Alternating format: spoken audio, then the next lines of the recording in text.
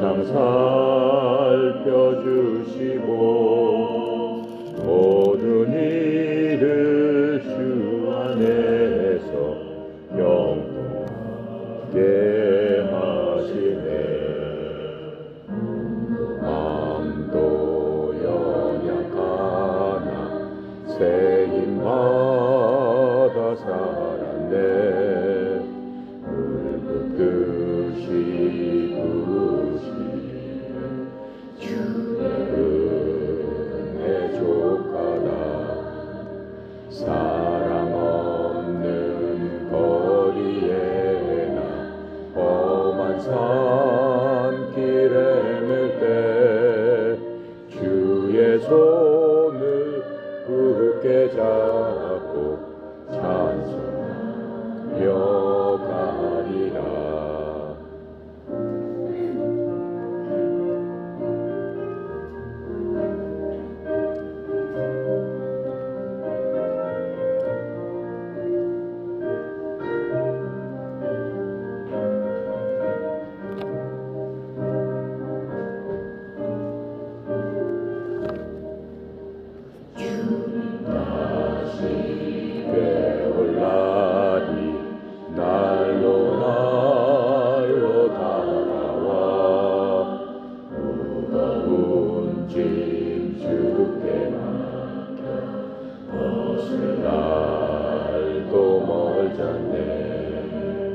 나를 위해 예비하신 고향 집에 돌아가 아버지의 품 안에서 영원토록 살리라. 아멘. 지난 시간에 우리가 이스라엘에 대해서 역사적으로 어떠한 일이 있었나, 이스라엘이라는 국가는 어떻게 생겼는가라고 하는 것을 하나님께서 인간을 만드신 이후부터 쭉 한번 간략하게 살펴봤습니다. 우리가 어디까지 얘기했냐면은 모세까지 얘기했습니다. 모세가 이스라엘 백성들을 이집트에 종으로 있는 이스라엘 백성들을 데리고 나오기 위해서 하나님께서 모세를 지명하여 부르신 겁니다. 그래서 모세로 하여금 이집트에서 속박 가운데 힘겹게 살고 있는 이스라엘 백성들 약 200만 명 이상을 내가 가서 데리고 나와라 라고 하는 그러한 사명을 모세에게 주셨습니다. 그래서 모세가 이집트로 들어가게 되는 거죠. 이집트에서 자기 형 아론과 함께 이집트 왕한테 요구를 합니다. 우리 백성들을 데리러 왔습니다. 하나님께서 하나님의 백성들을 보내라고 하십니다. 이렇게 얘기합니다. 그 당시 전 세계에는 여러 민족이 많았고 많은 국가들이 있었지만은 하나님께서 너희들은 내 백성이다 라고 딱 지명해서 부르신 국가가 바로 이스라엘입니다. 지금의 이스라엘입니다. 하나님께서 딱 찍어놓은 그러한 국가입니다. 왜 하나님께서 이렇게 딱 그 나라만 찍어가지고 그렇게 사랑하시고 그 나라만 돌보셨을까요? 하나님께서 그 나라를 통해서 보여주시기 위해서, 그 나라를 통해서 하나님께서 하나님을 믿는 사람들은 내가 어떻게 복을 주고 어떠한 일을 하는가 보여주시기 위해서 이스라엘을 샘플로 정해가지고 우리들한테, 다른 나라 사람들한테, 모든 이 세상 사람들한테 보여주고 계시는 겁니다. 그래서 모세가 이제 이집트에 가서 왕한테 얘기하지만 왕의 마음이 굉장히 굳어 있어요. 왕의 마음이 굉장히 딱딱해서 하나님의 말씀을 듣지 않습니다. 그러니까 모세가 여러 가지 기적을 보여줍니다. 예를 들어서 나일강을 피로 변하게 하고 개구리가 그 온 사방 지면에서 일어나가지고 사람들을 못 살게 하고 풀을 다 뜯어먹어버리고 막 땅을 황폐하게 하고 그 다음에 불후박이 내려가지고 모든 동물들을 죽이기도 하고 태워버리기도 하고 메뚜기가 나와가지고 모든 곡식들을 갉아먹기도 하고 10가지의 재앙을 보내줄 때마다 바울이 그 파라오가 왕이죠. 이집트 왕이 그때마다 얘기를 합니다. 알았어. 내가 잘못했다. 내가 하나님 앞에 죄를 졌다. 그러니까 이걸 멈추게 하면 내가 보내주마. 이렇게 얘기를 해요. 그래서 모세가 또 하나님 앞에 기도합니다. 그때마다 하나님께서는 재앙을 멈추게 해주시고 다시 살게 합니다. 그 재앙이 끝나면은 다시 그 왕의 마음이 파라오의 마음이 바뀝니다. 바뀌어서 자기 약속을 그냥 어겨버리는 겁니다. 그걸 9번째까지 합니다. 근데 10번째 하나님께서 모세에게 얘기합니다. 다시 왕한테 가서 얘기해라. 오늘 저녁에 죽음의 천사가 와서 이집트에 있는 사람이나 동물이나 모든 첫 번째 난 것들은 다 죽음을 당할 것이다. 그러니까 어떤 집이든 어느 곳에 살고 있든 간에 이집트에서 살고 있는 이집트 사람들한테는 장자가 처음 난 사람들이 무조건 죽게끔 돼 있어요. 그게 하나님의 약속이었어요. 마지막 경고였어요. 그래서 모세가 그렇게 얘기를 합니다. 그럼에도 불구하고 이집트 왕이 말을 듣지 않습니다. 그 안에는 200만 명이나 되는 이스라엘 사람들도 물론 살고 있었죠. 그런데 하나님께서 모세한테 얘기합니다. 이스라엘 사람들한테는 내가 말한 대로 그렇게 지키게 되면은 죽음의 사자가 그 집은 그냥 스쳐 지나갈 것이다. 이렇게 말을 해요. 그게 무슨 얘기냐면은 이스라엘 집 사람들한테는 이렇게 얘기를 해라. 그날 저녁에 어린 양, 깨끗하고 흠이 없는 어린 양을 한 집에 한 마리씩 데리고 가서 그 양을 죽여서 양의 피로 이 문틀에다 양의 피를 집 앞에 문틀에다 발라라.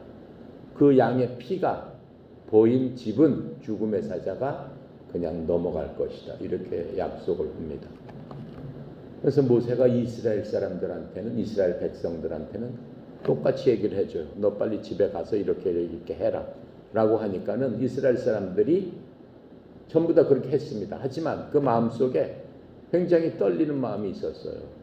오늘 저녁에 되면은 죽음의 사자가 와서 장자들은 다 죽여버린다고 했는데 그 장자인 사람들은 그렇더라도 혹시 죽는 건 아닌가 하는 두려운 마음을 갖고 하나님께서 말씀하신 대로 그렇게 되면은 죽음을 피하겠지 이렇게 생각을 하고 하나님 시키는 대로 그렇게 했습니다. 모세가 시키는 대로. 그날 저녁이 됐습니다. 그날 저녁이 돼서 이스라엘 전역에 죽음의 사자가 각 집에 들어갑니다. 그래서 전부 다 하나님 말씀대로 이집트에 있는 모든 가정마다 첫 번째 난 모든 사람들은 죽음을 당하게 됩니다. 물론 바로 왕의 아들도 첫째 아들도 죽게 되는 겁니다. 그것을 보고 이집트 왕 파라오가 모세를 불러서 이제는 안 되겠다. 내가 알았으니까는 네 백성을 데리고 빨리 떠나가라 이렇게 얘기를 합니다. 그러면서 하나님께서 또 뭐라고 해주셨냐면은 이집트에 있는 모든 사람들이 떠나가는 그 이스라엘 백성들한테 금은 보화를 주게끔 그들의 마음을 움직이셨어요. 그러니까 이집트에 있는 많은 금은 보화를 들고 200만 명의 사람들이 떠나가는 겁니다. 이집트를 탈출해서 하나님께서 말씀하시는 지금의 이스라엘 땅, 가나안 땅으로 다 가게 됩니다. 그게 하나님께서 하나님의 백성들을 이렇게 경영하시고 하나님의 백성들을 대우하신 그러한 방법입니다. 내가 왜 이 얘기를 이렇게 장황하게 했냐면은 그렇게 하는 가운데 하나님께서 이스라엘 백성들을 위해서 이제 여러 가지 법을 만들어 주셨어요. 나라가 있으면 무슨 법이 있어야 되지 않습니까? 여러 사람이 모여 살게 되면 규칙이 있고 법이 있어가지고 그 법을 지킴으로써 평화롭게 살 수 있고 또 여러 가지로 힘들고 어려운 일을 해결할 수 있는 그러한 도구가 되는 게 바로 법입니다. 그래서 하나님께서 그 이스라엘 백성들한테 율법이라는 것들을, 즉 법이에요. 그 율법을 모세를 통해서 이스라엘 백성들한테 알려주시게 된 겁니다. 근데 그 법은 뭐냐면은 하나님께서는 그 성품이 죄에 대해서는 용서하지 않는 분이라고 했죠. 그러니까 이스라엘 사람들이 죄를 짓게 되면은 그 죄를 갖다가 어떻게 하면은 씻을 수 있는가 하는 방법을 알려주신 거예요. 그래서 여러분들이 성경책에 보면은 십계명이라고 있어요. 십계명을 누가 주신 거냐면 바로 모세를 통해서 그 당시에 하나님께서 이스라엘 사람들한테 준 거예요. 여러분이 갖고 있는 그 성경책 맨 뒤에 보면은, 맨 뒤에 보세요. 십계명 이렇게 써 있죠? 바로 그때 하나님께서 맨 뒷장에 있어요. 맨 뒷장. 보면은 십계명을 하나님께서 모세를 통해서 너희들은 꼭 이것을 지켜야 된다라고 말씀해 주셨어요. 이것을 어기게 되면은 죽는다 이렇게 말씀하시는 거예요. 죽을 수밖에 없다 이렇게 말씀하시는 거예요. 그래서 이 십계명을 율법이라고 하는 겁니다. 근데 이 십계명은 이제 큰 계명으로 10개를 주셨고 거기에 여러 가지 많은 것들을 덧붙여서 상세하게 만들어 주신 겁니다. 그게 율법입니다. 근데 율법에서 가장 중요한 거는 뭐냐면은 죄를 지으면 죽는다라고 하는 거예요. 하나님께서는 죄를 절대로 용납하시지 않는 분이라고 그랬죠. 근데 죄를 사람이 살면서 지을 수밖에 없어요. 지을 수밖에 없는데 그 죄를 갖다가 없앨 수 있는 방법을 알려주셨어요. 어떻게 알려주셨냐면은 사람이 죄를 짓게 되면은 지금 같으면은 그 법에 따라서 처벌을 받죠. 벌금도 내기도 하고 구류를 가기도 하고 형무소 가기도 하고 그 죄의 경중에 따라서 죄가 작고 큰 거에 따라서 여러 가지 차별을 두어서 사람으로 하여금 그 죄값을 치르게 하는 겁니다. 그게 법입니다. 그 당시도 마찬가지였어요. 그런데 하나님께서는 이렇게 만들어 주셨어요. 일단 그 당시에 하나님께서 하나님의 말씀을 전했던 모세처럼 하나님 앞에 나가서 제사를 드리는 사람, 그 사람을 제사장 이렇게 얘기를 했습니다. 그리고 하나님께서 그 계시는 곳을 템플 해가지고 성전이라고 얘기를 했습니다. 그건 성전에 나가서 하나님을 만나고 하나님께 제사를 드리고 또 하나님의 말씀을 전하고 그렇게 하는 사람을 제사장이라고 하고 모세처럼 하나님의 말씀을 듣고 백성들을 이렇게 다스리고 백성들과 함께 모든 일을 하는 그런 사람들을 그 당시는 대언자라고 했어요. 대언자, 하나님의 말씀을 대신 전해주는 사람이다 이렇게 하는 겁니다. 그런데 하나님께서 모세에게 말씀하시는 것은 뭐냐면은 사람이 죄를 짓게 되면은 반드시 죽어야 되는데 그 죄값은 사망이다 그랬어요. 사람이 죄를 짓게 되면은 죄값은 사망이다. 인간의 법으로 보면은 거짓말을 하고 그냥 남의 거 이렇게 훔쳤다라고 하면 벌금을 내든가 그냥 꾸짖든가 뭐 그 훈계를 주든가 해서 그 죄를 갖다가 죄값으로 치는 거죠. 그런 식으로 해서. 근데 하나님께는 그런 게 아니에요. 거짓말을 하던 때리던 살인을 하던 다 죽어야 되는 거예요. 죽을 수밖에 없는 거예요. 그러니까는 죄가 크던 작던 하나님한테는 똑같이 하나의 죄로 보시는 거예요. 그래서 죄를 지면은 무조건 죽어야 되는 거예요. 그래서 하나님께서 사람이 죽는 이유가 죄 때문에 죽는 것이다 이렇게 말씀하셨어요. 그래서 인간이 우리가 죄를 짓는 게 사람이 죽는 게 죄 때문에 죽는 거기 때문에 사람이 죄를 전혀 짓지 않으면은 영원히 살 수 있는 바로 그런 겁니다. 그런데 하나님께서 그렇다면은 죄를 짓게 되면은 어떻게 되는가? 그냥 하나님의 법대로 하면은 죄를 짓고 죽게 되면은 제가 설명을 했죠. 사람은 영혼, 육이 있어서 육체는 늙고 병들고 쇠퇴하면 그냥 사라진다라고 했어요. 하지만 영혼은 영원히 살아야 된다라고 했습니다. 죄를 진 영혼은 영원히 어디서 살아야 되느냐? 지옥이라는 불구덩이에서 영원히 고통스럽게 있어야 된다라고 하는 겁니다. 그게 죄의 대가다라고 하는 겁니다. 그런데 하나님께서 모든 인간을 만드시고 모든 인간들이 죄의 불 속에서 영원히 사는 것을 하나님께서 좋아하시겠어요? 그렇게 하기 위해서 인간을 만드셨겠어요? 하나님은 선하신 분이라고 그랬어요. 만약 하나님이 선하시지 않다면 그냥 그렇게 내버려 뒀겠죠. 그냥 그 불 속에서 너 그냥 뜨거 하고 힘들게 고통스럽게 있더라도 하나님 아무런 상관을 안 하시겠죠. 그런데 하나님께서는 그러신 분이 아니라고 그랬잖아요. 그런 거를 참지 못한다고 하셨어요. 그러니까 하나님께서 인간이 그렇게 되는 것에 대해서 굉장히 가슴 아파하셨어요. 하나님께서 후회를 하셨어요. 내가 괜히 인간을 만들었구나. 인간을 만들었더니 인간이 다 저렇게 되는데 내가 괜히 인간을 만들었구나. 근데 하나님께서 만드신 첫 번째 인간은 그런 인간이 아니었죠. 죄를 모르는 인간이었죠. 죄라는 것 자체가 마음속에 없었죠. 근데 그 죄가 들어오게 된 거는 하나님을 대적하는 마귀가 인간을 속여가지고 인간한테 거짓말을 함으로 말미암아 인간이 속아 넘어가서 인간의 운명이 그렇게 돼버린 겁니다. 그래서 어떻게 보면은 인간이 그렇게 된 것은 하나님의 탓이 아니죠. 하나님은 인간을 선하게 하나님과 같이 행복하게 살도록 만들었는데 인간이 스스로 하나님을 배신함으로 말미암아 마귀를 따라가서 마귀의 운명을 갖고 살게끔 되었고 결국에는 마귀랑 같이 불 속으로 들어가는 그러한 운명에 처해져 있는 겁니다. 그래서 하나님께서는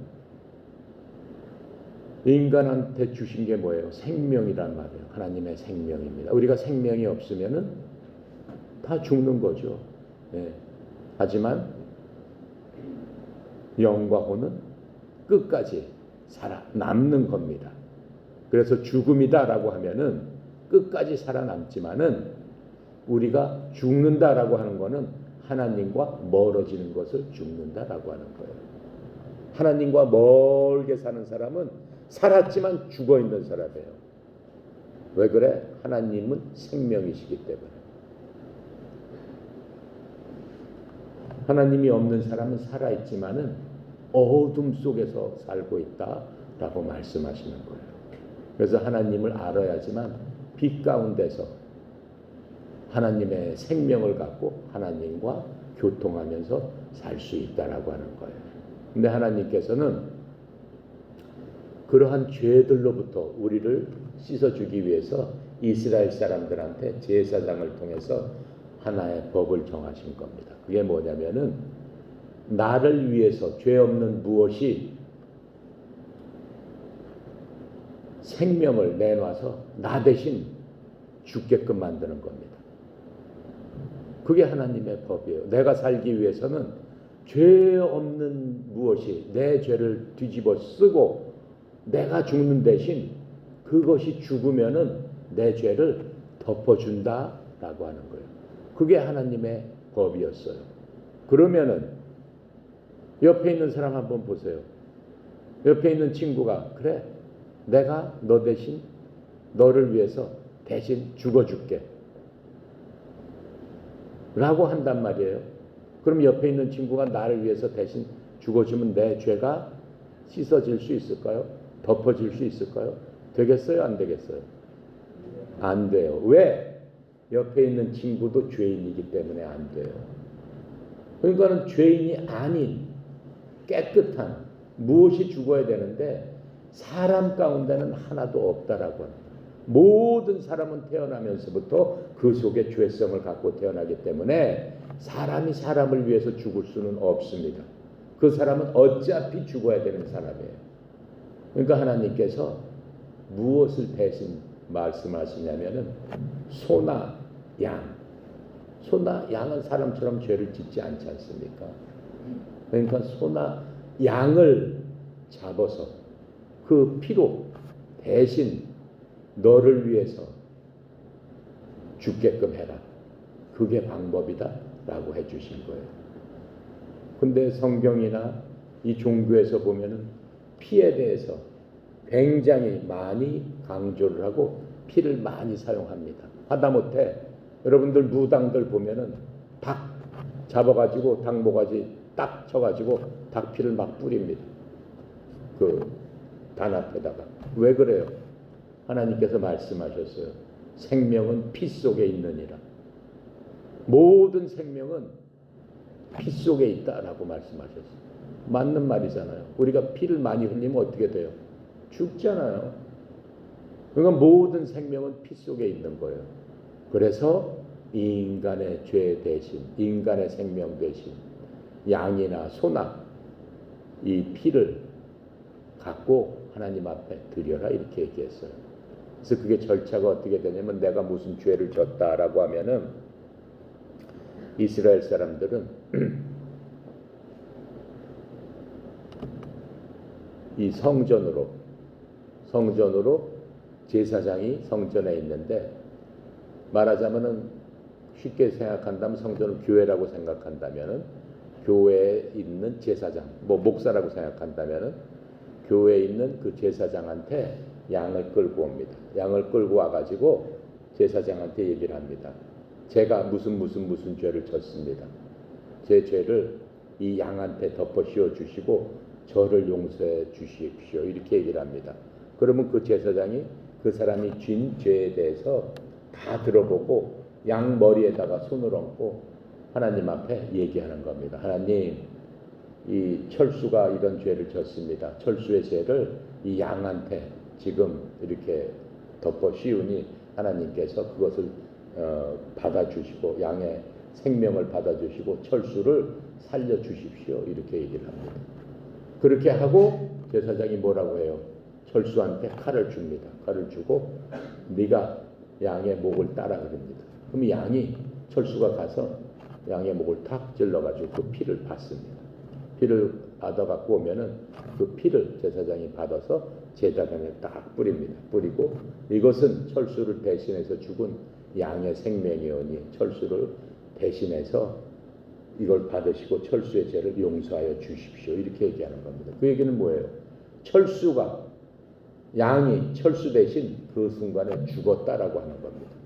그러면서 그걸로 끝나는 게 아니고 철수한테 다시 칼을 주고 양털을 다 어떻게 자르고 그 뼈마다 다 각을 쳐서 뼈마다 다 자르라는 거예요. 관절마다 양을 다 토막 쳐가지고 어떻게 해라? 불 속에 집어넣어라. 그래서 불 속에 집어넣어서 태워라라고 합니다. 불 속에 지글지글 양이 다 타버립니다. 그렇게 해야지 그 죄를 끝내는 거예요. 그건 무슨 뜻이에요? 양의 피를 갖다가 목을 땄다는 거는 죽음을 얘기하는 거고 그렇게 죽어서도 끝나지 않는다는 거예요. 그 죄인들은 어떻게 된다는 거예요? 불 속에서 지글지글 태워진다라고 하는 거예요. 죄인이 되면은 그렇게 된다라고 하는 것을 사람들한테 보여주는 거예요. 양을 통해서. 그게 하나님의 방법입니다. 그게 하나님의 방법이에요. 네. 자, 모세는 그렇게 얘기를 했습니다. 그래서 이스라엘 사람들은 수천 년 동안 그렇게 죄를 하나님 앞에 고백하면서 그런 제사를 드렸습니다. 그런데 그걸 그렇게 계속할 수 있겠어요? 없겠어요? 그럼 죄 질 때마다 그렇게 갖고 가야 되잖아요. 그렇죠? 만약에 그렇게 갖고 가기 전에 그냥 죄를 갖다 그렇게 회개하지 못하고 죽었다. 그럼 어떻게 되겠어요? 여태까지 한 게 다 무효가 되는 거지. 또 새로운 죄를 지었으니까. 그럼 그 사람은 어떻게 되겠어? 하나님 말씀하신 대로 어떻게 돼요? 지옥불로 갈 수밖에 없는 거죠. 그러니까 동물을 잡아가지고 자기 죄를 대신하는 바로 그것은 완전한 방법이 되는 게 아니다라고 말씀하시는 거예요. 그렇게 해서는 내 죄를 영원히 씻을 수는 없다라고 하는 거예요. 그렇게 하면서 또 얼마가 지나요? 모세 다음에 1500년이 지납니다. 1500년이 지나서 베들레헴, 이스라엘 베들레헴에서 이스라엘 사람들이 이제 가나안 땅으로 다 들어갔죠. 다 들어가가지고 이스라엘 그 베들레헴에서 한 아기가 태어납니다. 응애하고 태어납니다. 그게 바로 예수님입니다. 예수님이 응애하고 이 땅에 오신 거예요. 하나님은 세 인격체라고 그랬어요. 아버지 하나님, 아들 하나님, 성령 하나님. 그 세 인격체가 모여서 한 하나님을 만든다라고 얘기했어요. 그래서 그 한 세 인격체 중에 한 분이신 아들 하나님. 아들이라는 게 아버지의 아들이라는 그런 의미가 아니에요. 그냥 이름이 아들이에요, 아들. 이름이. 아버지하고 아들하고 딸하고 그런 의미가 아니고 이름이 아버지, 이름이 아들, 이름이 성보혜사. 이렇게 이름이 세 분이서 한 하나님, 셋이 합쳐서 한 하나님을 만드는데 그 한 하나님 중에 한 분이신 아들 하나님께서 이 땅에 오시는 거예요. 뭘로 오시는 거예요? 사람의 모습으로, 여러분이랑 나랑 똑같은 모습으로 이 땅에 태어나게 되시는 겁니다. 그분을 예수라고 하는 겁니다. 이스라엘에 가면 예수라는 이름이 많아요. 예수 그리스도만 예수가 아니에요. 예수라는 이름은 철수처럼 굉장히 많은 이름이에요. 흔한 이름 중에 하나예요. 근데 그분은 사람으로서 예수예요. 예수라는 뜻은 구원자라는 뜻입니다. 영어로는 Jesus. 그렇죠? 여호수아. 그것도 예수라는 그런 의미예요. 그런데 바로 그 예수님께서 베들레헴에 이스라엘 사람으로서 베들레헴에 이 땅에 오시는 겁니다. 근데 그분을 우리는 그리스도라고 합니다. 그리스도는 메시아라는 뜻입니다. 즉 기름 부음을 받은 자, 그런 의미입니다.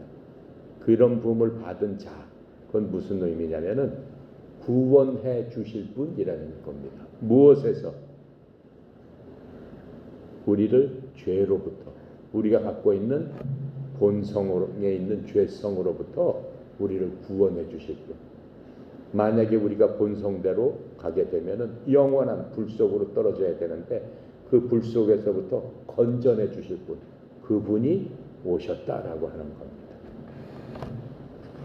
오늘은 여기까지 하겠습니다.